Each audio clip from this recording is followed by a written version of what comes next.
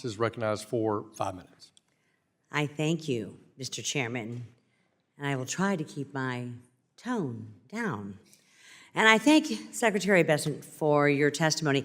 I, sir, am going to try to stick to the actual title of this hearing and why we're supposed to be here today, which is the state of the international financial system.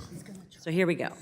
Mr. Secretary, under the Biden administration, Congress required Treasury to determine whether any Chinese financial institutions were engaged in oil purchases from Iran, no matter how small or how large the transaction. This determination would subject these Chinese entities to secondary sanctions, sir. And just last week, the president himself ordered such sanctions for any purchase of Iranian oil, which helps, obviously, the Ayatollah finance terrorism around the world. Mr. Secretary, can you describe how, well, I think we all know how Iran uses oil sales to fund its proxies, including Hamas, Hezbollah, the Houthis in Yemen, to the extent that there's any Yemen left. Treasury is now over half a year late with its statutory determination on Chinese buyers of Iranian oil. And I have 3 questions, sir, related to missing this deadline. The first is, why has it not been submitted to Congress? Had the previous administration done anything to prepare this determination? And third, when can Congress expect to receive it? To all 3 of those, I will have my staff get back to you on that.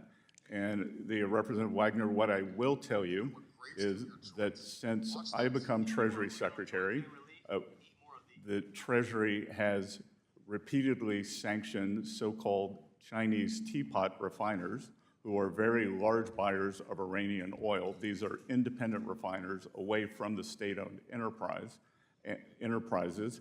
We have begun that program over the past few weeks, and we will continue as needed. Good. Well, and I know that you're in negotiations with, I'll say, that 18th country, which is China. We are thrilled to hear of your trip there, and I hope that this is something that you will discuss with them in terms of their purchasing of Iranian oil that does nothing but lift up a regime that is funding terrorism throughout our world, I'll say. What actions has Treasury taken to combat cooperation between Iran and China on illicit finance and money laundering? Well, again, the secondary sanctions on these teapot refiners has been a very fulsome effort, and we will continue that. When President Trump left office, Iranian oil exports were between 100 and 300,000 barrels per day. Now they are 1.6 million barrels per day, which allows the regime to finance its terror proxies, not just in the Middle East, but all around the world. Correct. Yes, and we've seen it, and we've lived it, and it has caused unbelievable death, devastation, and grief, and resources, and loss of life throughout our world. And I am proud that the president himself endorsed sanctions just last week for any purchase, not just from China, of Iranian oil. So I hope that we can get a report on what's been happening with China.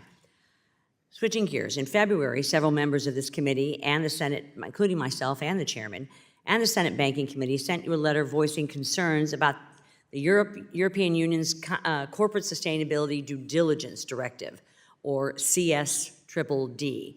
This directive, which was finalized by the EU last year, will require many American companies to evaluate their supply chains and end certain business activities not based on U.S. law, but due to UN principles.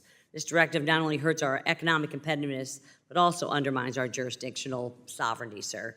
It would force both public and private companies to comply with regulations that have not been approved by Congress, while also exposing them to increased litigation and risk in the EU.